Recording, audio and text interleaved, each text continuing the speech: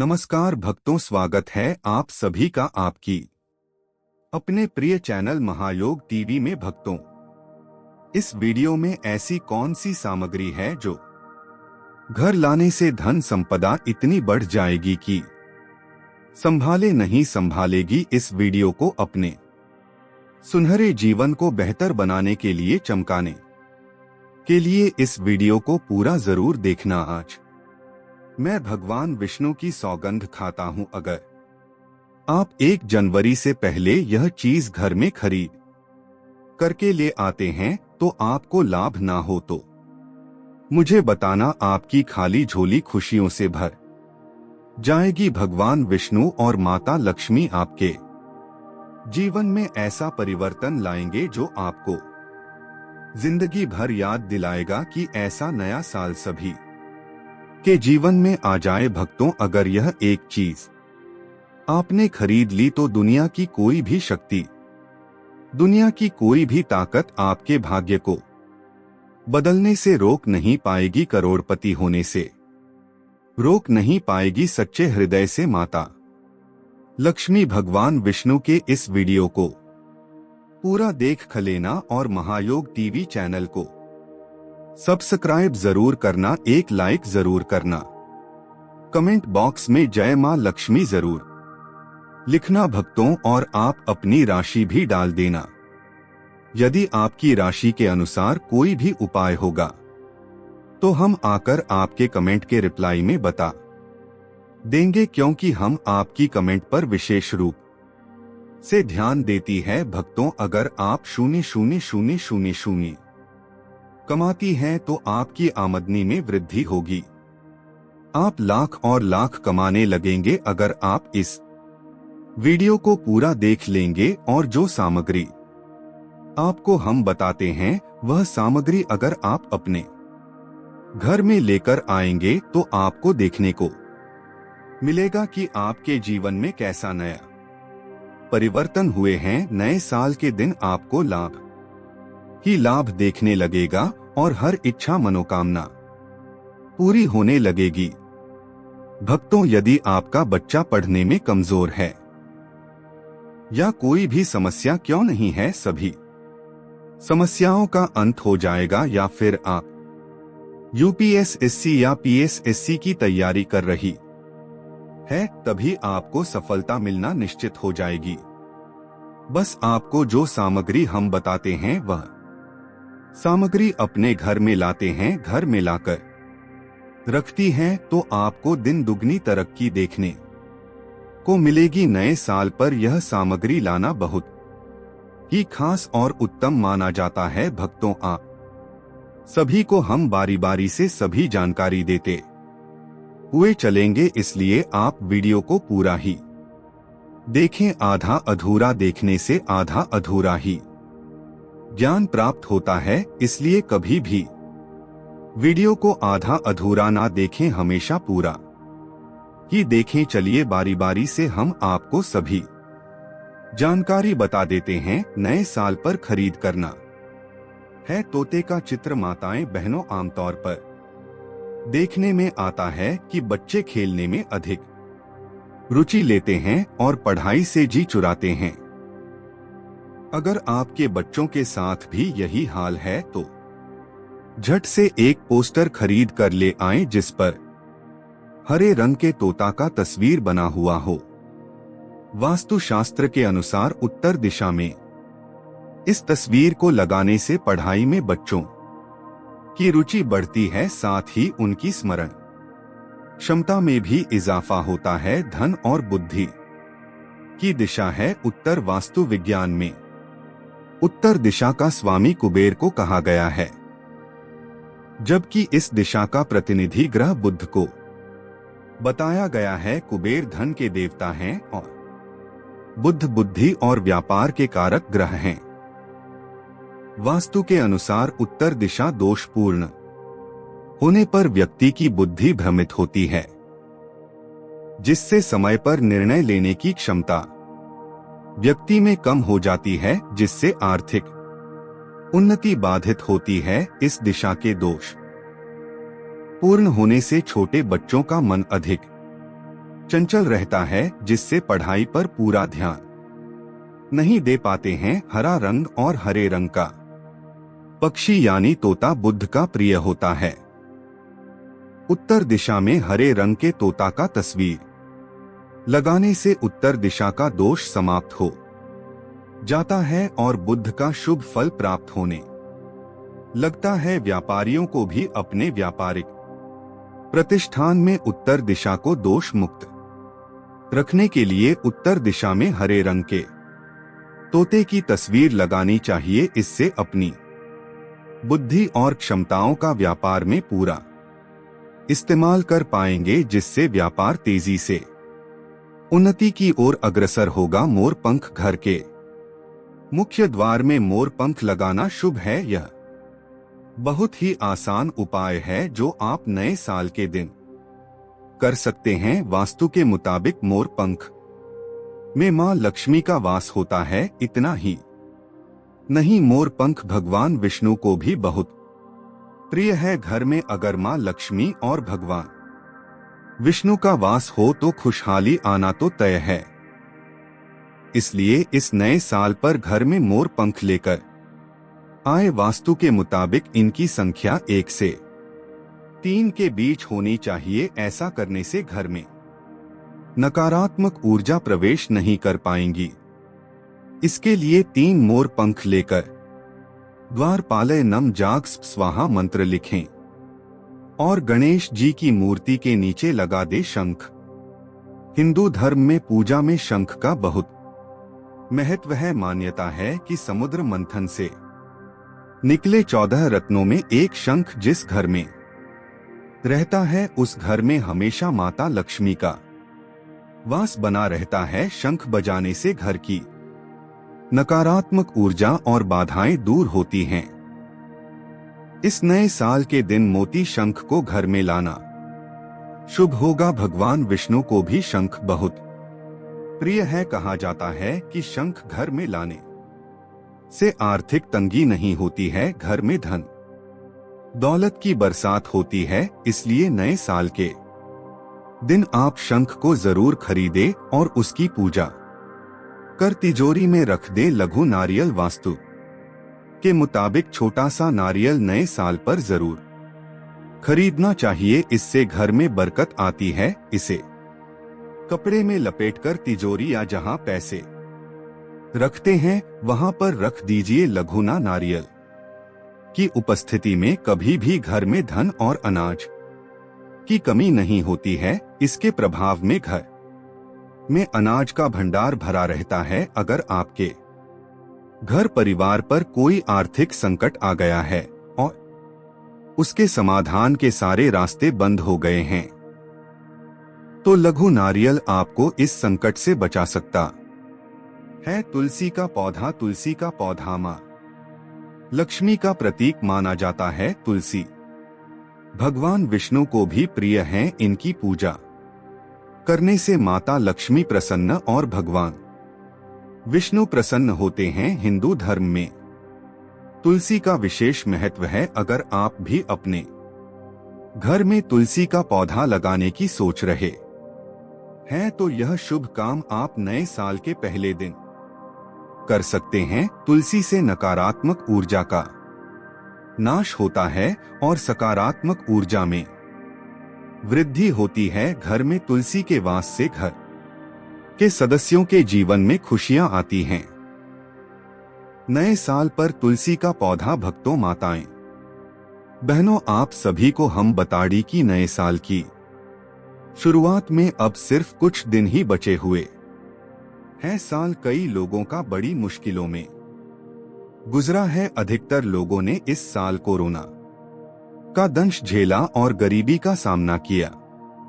विद्वानों की माने तो तुलसी आपके आने वाले साल को कंगाली से दूर रखेगी। आपको करना बस इतना है कि शुक्रवार को माता लक्ष्मी को तुलसी की मंजरी अर्पित करनी है। इससे धन की देवी का आशीर्वाद आपके ऊपर बना रहेगा। हर कोई चाहता है कि उसके घर में सुख शांति का माहौल हमेशा बना रहे। इसके लिए आपको करना बस इतना है कि कोई भी शुभ दिन देखकर तुसल की मंजरी को गंगाजल में डालकर घर के सभी कोनों में इस पवित्र जल का छिड़काव करना है। इससे घर में सकारात्मक ऊर्जा का प्रसार होगा और घर की कलह खत्म हो जाएगी। अगर आप संतान सुख से वंचित हैं और वैवाहिक जीवन की खुशहाली खत्म हो गई है तो नए साल के पहले दिन शिवलिंग को तुलसी की मंजरी वाला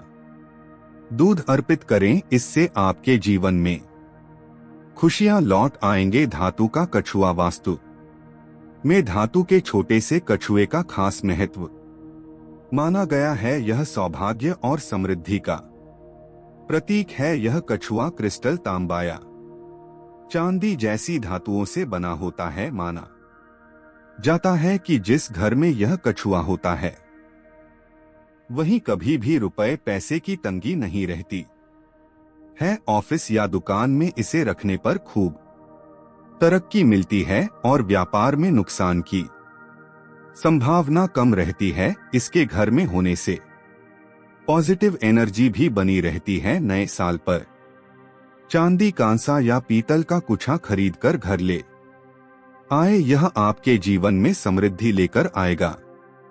धातु का हाथी वास्तुशास्त्र में घर में गृह दोषों को दूर करने और सुख शांति बनाए रखने के लिए कई प्रतीकों का जिक्र किया गया है। इन्हीं चिन्हों में एक है धातु का हाथी, जिसे घर में रखना बेहद शुभ माना गया है। धातु के हाथी का संबंध मां लक्ष्मी से होता है। वैसे तो आप किसी भी धातु से बना हाथी घर ला सकते हैं, लेकिन अगर आप चांदी से बनी हाथ की मूर्ति को घर में स्थापित करते हैं तो यह अत्यंत शुभ रहेगा। वास्तुशास्त्र के मुताबिक अगर आप घर में धातु से बना हाथी रखते हैं तो यह नेगेटिव एनर्जी को दूर कर पॉजिटिव एनर्जी लाता है। इसके साथ ही घर में खुशहाली बनी रहती है। तो इस साल के दिन धातु से बनी हाथी की मूर्ति जरूर घर लेकर लाफिंग बुद्धा, ज्यादातर घरों में लाफिंग बुद्धा रखा हुआ जरूर देखा होगा, लेकिन कहते हैं कि लाफिंग बुद्धा खुद का खरीदा हुआ उतना शुभ नहीं होता जितना मिला हुआ होता है। लाफिंग बुद्धा को हमेशा घर के उत्तर पूर्व दिशा की ओर रखना चाहिए। इससे घर में कभी धन की कमी नहीं आती। लोहे का सामान सबसे पहले आपको बताते हैं। शनिवार को लोहे का सामान नहीं खरीदना चाहिए। शनिवार के दिन लोहे की कोई भी वस्तु खरीदने से शनि देव गुस्सा हो जाते हैं। इस दिन लोहे से बनी हुई चीजों का दान करना चाहिए। इस दिन अगर लोहे से बनी वस्तुएं खरीदते हैं तो आप पर शनि दोष आ जाता है। बता दें, शनिवार के अलावा आप किसी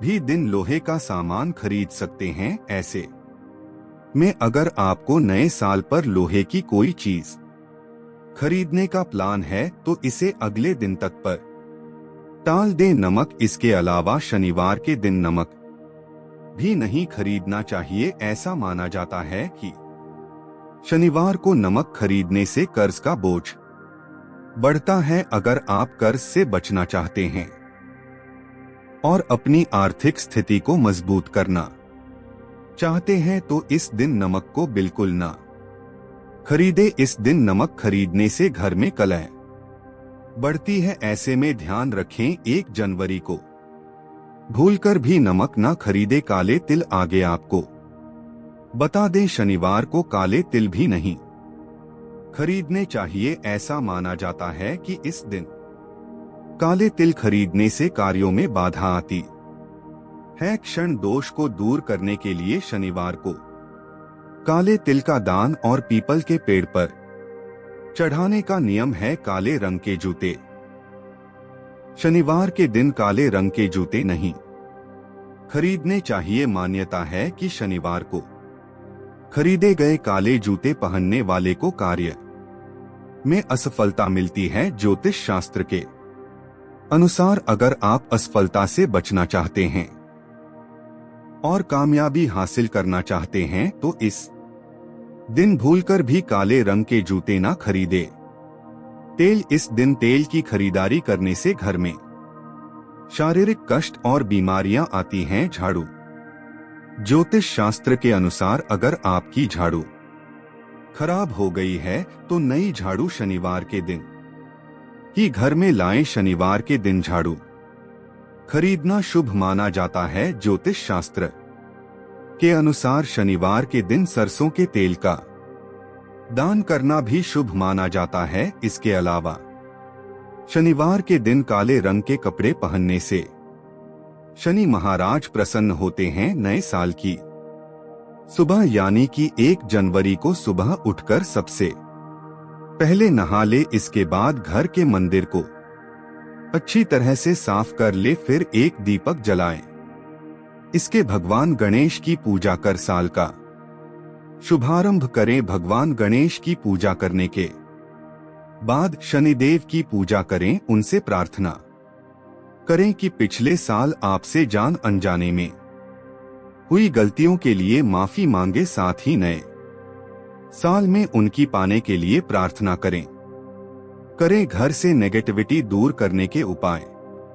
अगर आपके घर में आए दिन क्लेश होते रहते हैं तो नए साल के शुभ अवसर पर तुलसी की मंजरी को तोड़कर रख लें और सुबह रोजाना गंगाजल में मंजरी डालकर घर के हर कोने में छिड़काव करें। इससे घर की नकारात्मक ऊर्जा का नाश होता है। ख्याल रखें कि मंजरी के दाने पैरों में ना आए। पेड़ पौधे लगाएं। आप नए साल की शुरुआत पेड़ पौधे लगाकर भी कर सकते हैं। ऐसा करने से न केवल आप प्रकृति की सुरक्षा में योग देंगे बल्कि आप अपने से छोटों को भी प्रकृति के प्रति कृतज्ञ होने की शिक्षा दे सकते हैं। ऐसे करने आपको एक अलग ही खुशी की अनुभूति होगी। घर को साफ रखें। अपने घर को जितना हो सके साफ रखें।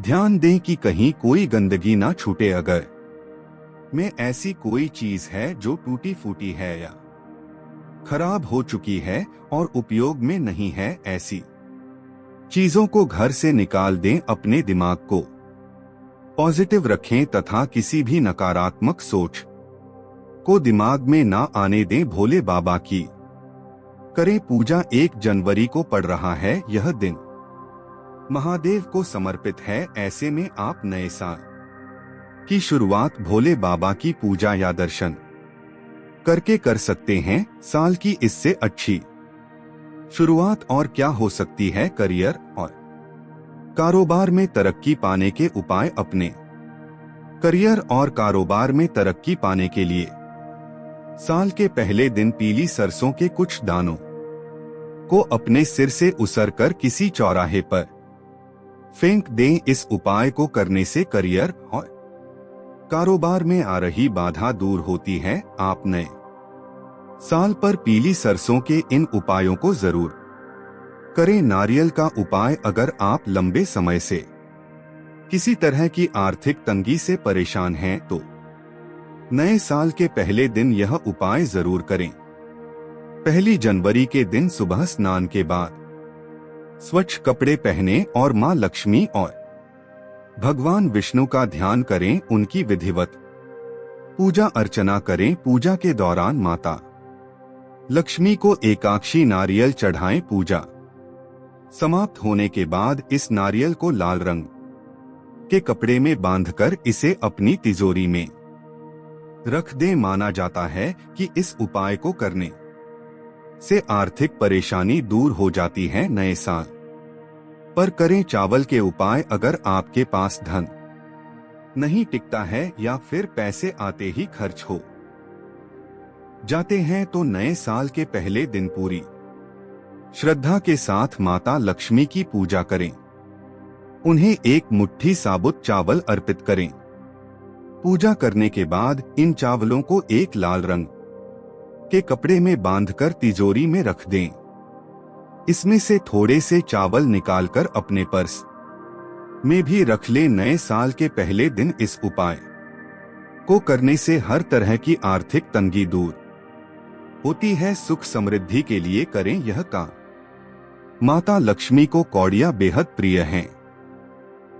साल के पहले दिन स्नान ध्यान करने के बाद माता लक्ष्मी माँ लक्ष्मी को 7 कौड़ियाँ अर्पित करें और उनसे सुख समृद्धि की प्रार्थना करें। पूजा के बाद इन सारी कौड़ियों को एक लाल रंग के कपड़े में बांधकर तिजोरी में रख दें। माना जाता है कि इस उपाय को करने से घर में हमेशा सुख समृद्धि और खुशहाली बनी रहती। आपको दिन मतलब यह जो नए साल का दिन है, इस दिन आपको एक उपाय तो जरूर करना है। गाय का उपाय बताने से पहले एक उपाय आपको बता दें। इस उपाय को जरूर करें। क्या करें कि शाम के समय पीपल के पेड़ के नीचे आपको सरसों का चौमुखी दीपक, आटे का दीपक बनाना है। चौथी उसमें आपको कल आगे की बात ही लगाकर सरसों के तेल का दीपक जला देना है। आटे का तक बनाए जो मुख तेल डाले उसमें बात ही डालें। लाल वाली कलावे की दीपक जला दे। 4 बातें लगाकर चारों दीपक मतलब कर भाग उसके बन जाए। हर एक भाग को जलाना और बीच में 2 सबूत फूल वाले लोग भी डाल दें। फिर देखिए कैसे चमत्कार आपके जीवन में होता है। शाम के समय जलाकर उसे छोड़ मनोकामना मानकर। दोस्तों, महायोग टीवी चैनल को अभी तक आपने सब्सक्राइब ना किया हो तो जरूर कर ले। दोस्तों, 21 दिनों के अंदर आपकी वह मनोकामना पूर्ण ना हो जाए तो हमें बता देना। बहुत ही प्रभावशाली उपाय बताया मैंने आपको, बहुत ही दुर्लभ से युग में है इस बार। वासिया जो है तो उपाय को जरूर करें। फुलवारी उपाय बताया है, बहुत ही आपको लाभ देगा यह उपाय। और अब बात करें से जुड़े कौन कौन से उपाय आपको इस दिन मतलब गए से जुड़े, जिन्हें करने से व्यक्ति को 7 पीढ़ियां तक बैंक बैलेंस की कमी नहीं होती, दुख दर्द संकट कष्ट दूर हो जाते हैं और सभी सुख व्यक्ति के कदमों में आ जाते हैं। कम चूमते हैं सभी सुख और घर में अन्य धन के भंडार सदैव भरे रहते हैं, कोई कमी नहीं होती किसी तरह। कौन कौन से उपाय ध्यान से सुना, जिस तरह बताएं इस तरह इन उपायों को आपको कर है। तो चलिए शुरू करते हैं। कौन कौन से गए से जुड़े उपाय हैं। प्रभावशाली चमत्कारिक उपाय है जो कि आपकी किस्मत को चमका देंगे, आपको लाभ। शुरू करते हैं। दोस्तों, सनातन परंपरा में गए गंगा और गायत्री का बहुत ज्यादा धार्मिक महत्व है। मानता है कि गौ माता के शरीर पर 33 कोटि देवी देवताओं का वास होता है। गौ माता की एवं पूजा करने वाले जातक पर इन सभी देवी देवताओं की कृपा बरसती है। देव से सेना सिर्फ इस जन्म के बाल की पूर्व के हर एक सुबह जड़ में भोजन बना प्रारंभ हो तो सबसे पहले बनाई गई रोटी को आप गौ माता के नाम से निकलते हैं और भोजन करने से पूर्व गौ माता को इस रोटी को खिलाएं। यदि संभव हो तो काली गाय को खिलाएं। यदि काली गाय ना मिले तो सफेद गाय को भी आप खिला सकते हैं। हर एक और मांगलिक काम में गौ माता या उनसे जुड़ी चीज जैसे गाय का गोबर, गोमूत्र, गाय का दूध अथवा गाय के दूध से बना घी जरूर शामिल करें। इससे आपको पुण्य भाव की प्राप्ति होगी। सनातन परंपरा के अनुसार जिस घर में गाय होती है उसे घर से जुड़े सभी वस्तु दोस्त स्वतः ही खत्म हो जाते हैं। किसी भी पूजा में गए से हासिल 5 में युक्त विद्यार्थी का उपयोग जरूर शामिल करें, क्योंकि पंचम या के बिना कोई भी पूजा पाठ और हवन सफल नहीं। या दोस्तों, गौ कृपा पाने के लिए प्रतिदिन, सप्ताह अथवा महीने में परिवार समेत एक बार गौशाला जाने का नियम जरूर बनाएं और गायों को हर आचार जरूर खिलाएं। इससे आपको शुभ फलों की प्राप्ति होगी और साथ ही साथ गौ सेवा और गौ पूजा से 9 ग्रह शांत हो जाते हैं। महायोग टीवी चैनल कभी किसी को भी गलत जानकारी नहीं देगा और इनसे जुड़े 200 का निदान हो जाता है। गर्मियों में गौ माता को पानी पिलाई और सर्दी में गौ माता गोद जरूर खिलाएं। ध्यान रखें कि गर्मियों में गाय को गोद न खिलाएं।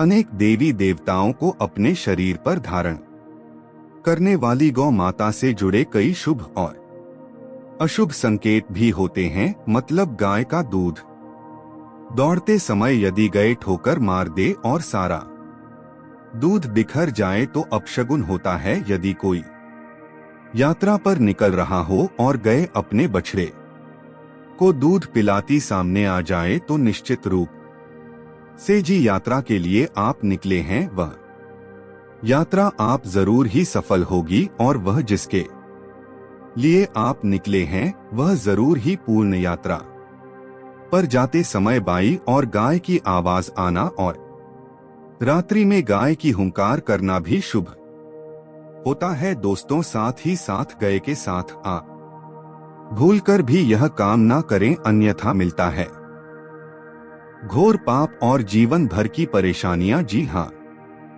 दोस्तों, गाय को राष्ट्रीय पशु बनाए जाने और इन्हें मौलिक अधिकार दिए जाने की बात हो रही है तो सवाल उठता है, गए संस्कृत का अहम हिस्सा है, तब भी गाय के साथ लोग खराब व्यवहार कैसे कर लेते हैं। गए डर डर भटकती रहती है भरपेट, इन्हें 4 तक लोग नहीं देते। गए जब तक दूध देती रहती है तो उनकी सेवा होती है और जैसे ही दूध देना बंद कर देती है तो लोग इन्हें उनकी किस्मत पर छोड़ देते हैं, सड़कों पर और गलियों में भटकने के लिए। ऐसे में गोवंश जीवन को कोई डंडे मारता है तो कोई उन पर पानी डाल देता है। कभी वाहनों से कर लग जाती है तो कभी बीमार होकर बेचारी यह गए दम तोड़ देती है। ऐसे में जरूरत है इन बातों को जानने की। गाय को लेकर शास्त्रों में क्या कहा गया है, गाय के साथ आपको कैसा व्यवहार करना चाहिए। क्या दोस्तों, गाय को कभी भी मारना पीटना नहीं चाहिए। शास्त्रों में गाय को माता का दर्जा दिया गया है। गाय को मारने वाला माता को मारने पीटने वाले के समान पाप का भाग्य समझा जाता है। नरक लोक में वर्षों तक कष्ट भोगना पड़ता है। अगले जन्म पशु योनि में मिलता है। कथा है कि गौतम मुनि ने गलती से गाय को डंडा मार दिया था, जिस गाय की मृत्यु हो गई थी, और इस पाप से मुक्ति के लिए इन्हें वर्षों तक तपस्या करनी पड़ी। भगवान श्री कृष्ण जी ने बैल स्वरूप में आए वृद्धाश्रम का वध कर दिया था, जिससे मुक्ति के लिए भगवान श्री कृष्ण को संपूर्ण तीर्थ को एक कुंड में बुलाना पड़ा और इस कुंड में स्नान से वह पाप मुक्त हो गए थे। यह दोस्तों साथ ही साथ पानी पी रही गाय को भागते हैं, वह घोर पापी के भाग बनाकर नरक भोंकते हैं, ऐसा पुराणों में बताया गया है। जबकि जो लोग गाय के लिए प्याऊ और 4-4 कपड़ बंद करते हैं वह महाभाग्यवान होते हैं। ऐसे लोग घोर पाप से मुक्त होकर स्वर्ग पाए जाते हैं और बड़े की धनवान कल में जन्म लेकर सुख भोगते हैं। और साथ ही साथ आराम कर रही गाय को कष्ट देकर कभी भी उठाना नहीं चाहिए। कहते हैं कि इस स्थान पर गए बैठी है, वहां से नकारात्मक ऊर्जा खत्म हो जाती है। गाय के बैठने की जगह को जो लोग नियमित साफ रखते हैं वह जन्म में किए गए जाने अनजाने में पापों से मुक्ति हो जाती है और गोलोक में स्थान पाते हैं। गाय को डंडा मारकर उठाना, पानी डालकर उठाने से मनुष्य पाप का भागी बनता है और अगले जन्म में उसे दर दर भटकना पड़ता है। और साथ ही साथ शास्त्रों में बताया गया है कि गाय का दूध उसके बछड़े के लिए होता है गाय के बछड़े से बचा हुआ दूध ही मनुष्य को लेना चाहिए, परंतु कुछ लोग एक बार गाय को दूर लेने बाद फिर से बछड़े के लिए बचा हुआ दूध भी धो लेते हैं। ऐसा करना घोर पाप कहा जाता है। ऐसे दूध को दो वाला और ग्रहण करने वाला दोनों ही पाप के भागी बन जाते हैं। दोस्तों, साथ ही साथ शास्त्रों में कहा गया है कि गोवंश मतलब गए और बैल के पीठ पर नहीं बैठना चाहिए। उनके पीठ पर बैठने से महापाप लगता है। ऐसे लोगों को ना की यातना भोगनी पड़ती है। एकमात्र देव के अंश के उत्पन्न नदी ही गौवंश है, जिस पर स्वयं महादेव और महादेवी सवारी करती है, क्योंकि नंदी ने स्वयं अपनी इच्छा से महादेव की सवारी बनना स्वीकार किया था। और साथ ही साथ शास्त्रों में गाय के दान को बहुत ही महत्व दिया गया है, परंतु ऐसी गाय का दान कभी नहीं करना चाहिए जो बुद्धि और बीमार हो। कठोपनिषद में नचिकेता की कथा भी इस संदर्भ में है कि जिस नचिकेता ने पिता द्वारा बुद्धि गाय को दान करने पर आपत्ति जताई थी, दूध देने वाली और बछड़े सहित जो लोग गाय का दान करते हैं वह महान पुण्य को हासिल करके स्वर्ग में स्थान पाते हैं।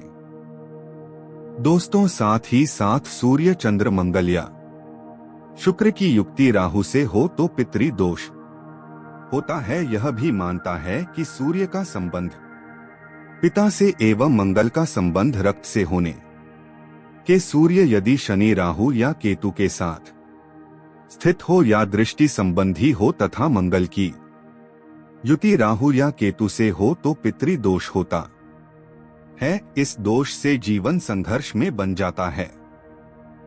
यदि पितृ दोष हो तो गाय को प्रतिदिन या किसी भी एक एकादशी को या किसी पूर्णिमा के दिन या अमावस्या या किसी भी खास दिन पर रोटी गुड़ चारा आदि खिलाने से पितृ दोष खत्म जाता है। साथ ही साथ देसी गाय की पीठ पर जो का खुद को बाढ़ होता है वह बृहस्पति गुरु है। आठ जन्म पथी में यदि बृहस्पति अपनी नीच राशि मकर में हो या अशुभ शिवलिंग में जा रहे हो और सामने